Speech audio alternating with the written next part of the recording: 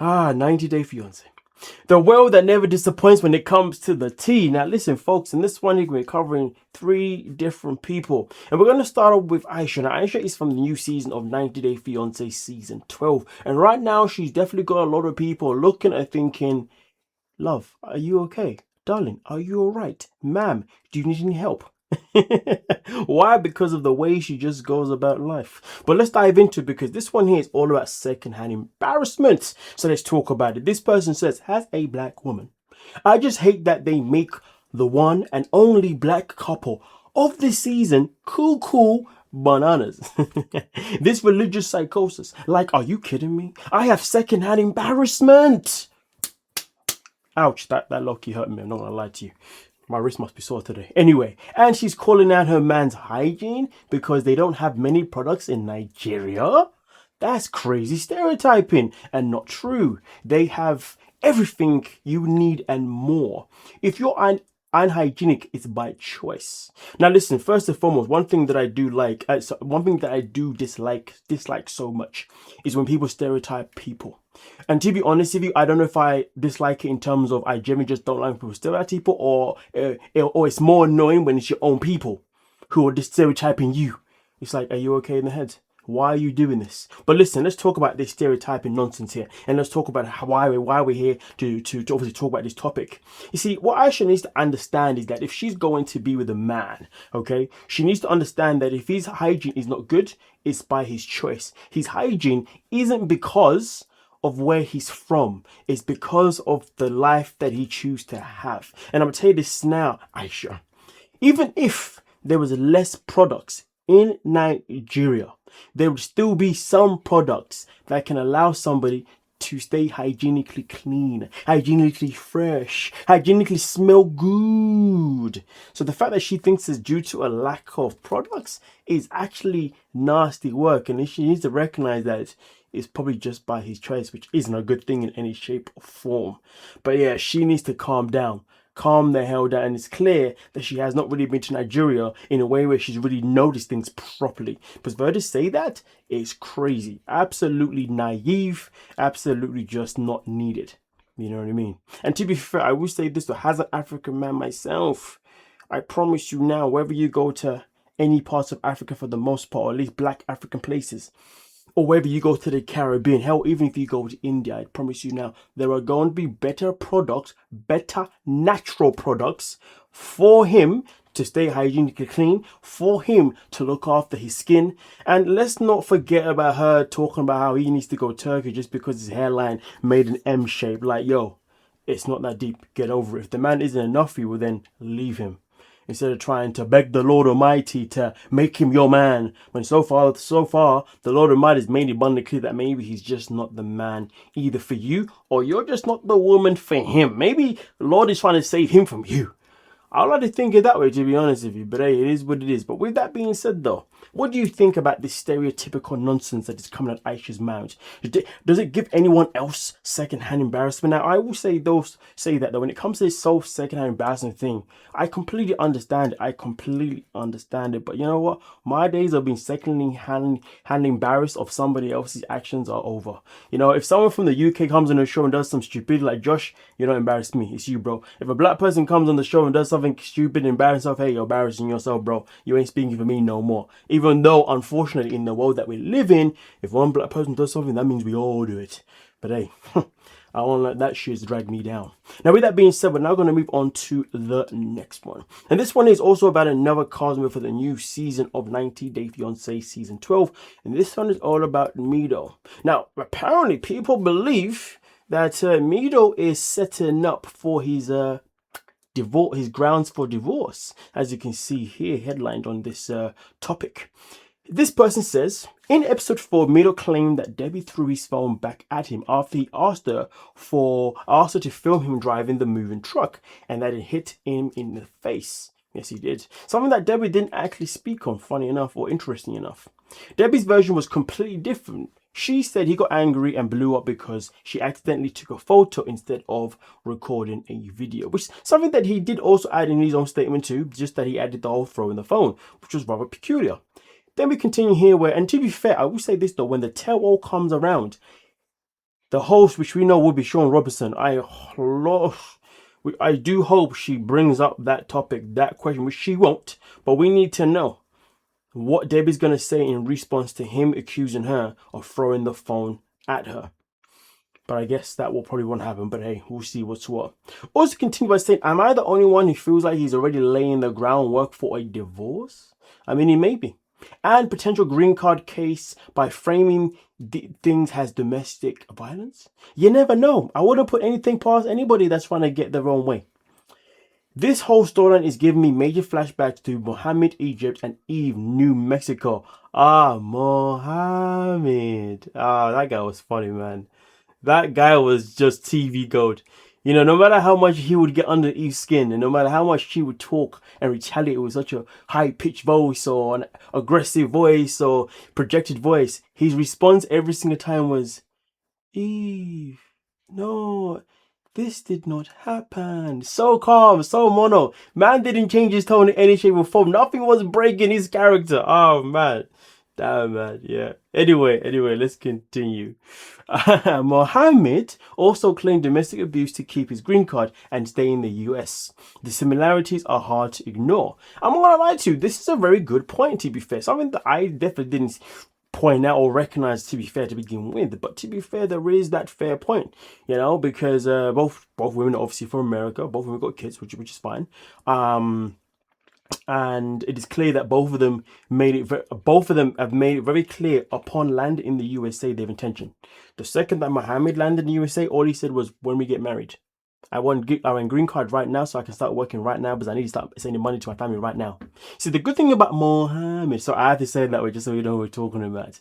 But the good thing about that guy, the fact that he was quick to it, the thing that I liked about it and actually respected about it is that he just wanted to get working ASAP because he wanted to earn his own money to send back home or to do whatever they want to do with it. He wasn't one of the other ones who were like, well, okay, you now need to send money to my family, this and the other. But remember the new guy, Karesi, the one obviously with Mallory, you know, Mallory, the younger version and newer version of Angela Dean, you know, with the whole American. I've seen some people talking about the comparisons, but anyway, the first thing that he was talking about is, I need you to send money home to my family in Turkey. We had the same thing with Manuel and Ashley. I need you to send money to my, you know, family in Colombia. Or was it Colombia? Yeah, I think it was Ecuador. It's Colombia, Ecuador. You get my drift. So those guys are like, I want to work, but also, but Mohammed was like, no. I just want my money. I want my job right now. Hurry the F up. And to be fair, he got his visa quick. I think he got in the quickest time ever I've ever noticed in 90 Day Fiance history, to be honest with you. So I did respect the fact that he just wanted to use it just to get the green card, not use it actually for her money. Yeah, I respect that, to be fair, to a certain degree, yeah. But either way, though, this man here, Mido, has wasted no time because literally upon arriving, the first thing that he asked Debby, pretty much in a nutshell in the same conversation, was, when are we moving to Hollywood? We need to move now. And let's be real. Once these two get married and he gets that green card, you know he's skedaddling to Hollywood as soon as he can. Well, but to be fair, even if he finds out the reality of how expensive it's going to be to live close to the LA area anyway, he's probably still going to do it because he obviously has this crazy delusion that he's got it to do it, and he's probably believed that he's going to be that next breakout star in Hollywood. I mean, listen, end of the day, I respect the passion. They say to get far in life, your dreams, you have to have a certain level of delusion to get there. So, it is what it is. But either way, though, let's talk about the main topic here, though. Do we believe that he's now trying to set her up for grounds of divorce already by using domestic abuse as a part of it? And that's why he's accusing her of throwing a phone at him when maybe she did not. But then at the same time, I don't know if you can use what they air on the show as evidence, because when it came to Angela Deem and Michael's case, we was never actually known or told if any of the things that happened on the show actually did ever play in Michael's favor. In fact, which time we found out about the court case, we was finding out new things that we had no idea about regarding Michael and Angela. Like, for example, the fact that Angela owed Michael over 200 and something K. Like, it was crazy business. Do you see what I'm saying? So, But either way, though, people like him will find a way to manipulate things no matter what, because that's exactly what Mohammed did anyway.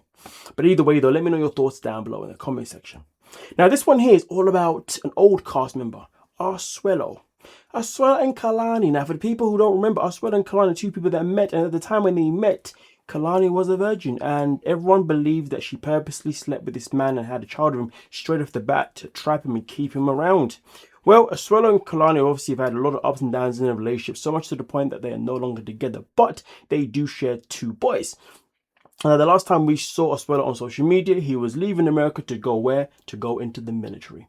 Now, let's read exactly what it says here by 90 Day Fiance Update. It says, Asuelo has changed his life, and it looks like he's going to get his US citizen via US military service. He originally entered the country from independent Samoa on a K1 visa, later obtaining a green card following his split from his ex-wife. Now, I didn't realize you can still be a part of the US military if you're not actually from the USA, if that makes sense, you know what I mean? I didn't think a green card would give you that privilege, to be honest with you, but either way though, a green card was more than enough to then help him get his US citizenship, which is quite interesting. Would I have joined the military just to get a citizenship? Hell to the no, I don't believe in war. Weapons. I cannot stand the whole idea of weapons. Anyway, let's continue. Following his split from his ex-wife Kalani, he went through the legal process to renew his documents to remain in the US because he is a citizen of Western Samoa. Okay, he is not automatically granted US citizen as opposed to being from the US territory of the American Samoa. Something for us. Something new for all of us to learn. I mean, I learned it when I read it first, but you get what I'm saying. Either way, though, while he is on the path of naturalization, there is no public record that he has completed the citizenship process. Kalani has praised him, saying, "You fought hard to be here again. We are so incredibly proud of you, Asuelo." You know what I found so interesting about this? I'm not talking about this because of the fact that this man is on a redemption of changing his life around. I'm here to remind people of something very, very simple, but also on top of that, something that may trigger some of you folks that may have been in a very uncomfortable situation with a partner in the past. So please, I do apologize in advance. But I'm here to talk about the fact that Kalani came out about 2-3 years ago and she accused Asuelo of physically taking advantage of her, and that is how they conceived their second child. And not only did she accuse him that, but she also accused him of being physical towards her more than just once, especially around the bedroom area. Did everybody forget that? Because, you know, I feel like it's very important for these things to be reminded, because I want to say that I'm sick and tired of people allowing somebody who is potentially an abuser to get away with it and to just act as if it never happened. But unfortunately, that's the world they live in, because some people just can't bring themselves to do to report said people for said reasons that I will never understand, because I've never been in that position, right? But I can, yeah. So for me personally, I just find it very interesting. At the time when it came out, people asked for evidence, which we didn't get. And then also when the time it came out, people also questioned why she was more than happy to come to social media to tell us all that Asuelo had been physically abusive to her throughout their relationship, but for some reason did not call the police. Therefore, we absolutely ridiculed her. I was a part of that. So therefore, I do find it quite interesting why this woman feels like it's okay to in one conversation to then tell us this man has physically done things to her that he shouldn't have done, but then all of a sudden in another conversation to say, "Hey guys, look at him, he's a changed man. We're so happy to see you fight hard again." So the question is, was she ever telling the truth, or was she a part of the biggest problem, one of the biggest problems in this world? Or was she a part of those women in this world who make up lies just to discredit a man, just so they can, I don't know, feel better or whatever the hell it makes them feel? Meanwhile, it puts other women who have actually been in this situation in a position where they become afraid to actually tell the truth, because they're afraid that they will not be believed, because unfortunately, there are more women who lie about being taken advantage of than there are women who actually tell the truth. And the reason why women don't tell the truth is because simply of the women that always lie and therefore have challenged position, because a lot of the time when women do try and speak up, it is hard for a lot of them fear that they will not be believed, and annoyingly a lot of the time they are not believed. Recently I literally saw an article of a woman who reported a man doing some madness to her, and she even had a recording of this, and the police said to her, "Sorry, but this evidence is not enough for us to do anything about it." What? She had a freaking recording. You could hear the whole thing. I never heard the recording though. Didn't want to hear it, but to be fair, it wasn't actually online. This was posted. I think did she write herself as to let people know? Either way though, you get the point I'm trying to make here, folks. Okay, so yeah, for me personally, I'm gonna say by the seams of it, Asuelo is probably innocent, and he probably didn't do these crimes that she accused him of, because nothing's ever come of it, and she likes to wishy-washy about how she's gonna go about it. So end of the day, what I will say, under the impression that he is innocent of these crimes that she says he has, I will say, you know, congratulations to the man to changing his life around. But if it does come out one day that she was actually telling the truth, you can take my congratulations, wrap it up in a bowl of poop, and then get a plastic bag over my foot, and then kick it away. No, and then burn it, yes, burn it. You know what I'm saying? I'm sorry, folks, but I have to address these things because it's necessary, because we live in a world where there are so many people of any gender who are taken advantage of and get away with it. And the people that do this are still walking around, probably doing it right now to somebody else. And I'm not talking about people who take advantage of it just physically. I'm talking about also mentally. Some people even say that mental abuse is far worse than physical. Either way, though, it sickens me that people are getting away with it, because there are certain people in this world who lie about it and make other people afraid to open up about it. Okay? But hey, with that being said, let me know your thoughts down below in the comments section, and I'll see you guys for our next upload. So please do not forget to hype the video on your way out. Like the video, of course, that helps us grow on the channel as well as hyping as well. Comment down below, also add to that, and also subscribe, because, well, why don't you want to subscribe? Give me a good reason. You haven't got a good reason, so don't even bother saying one. Have a great weekend. Thank you so much for your time.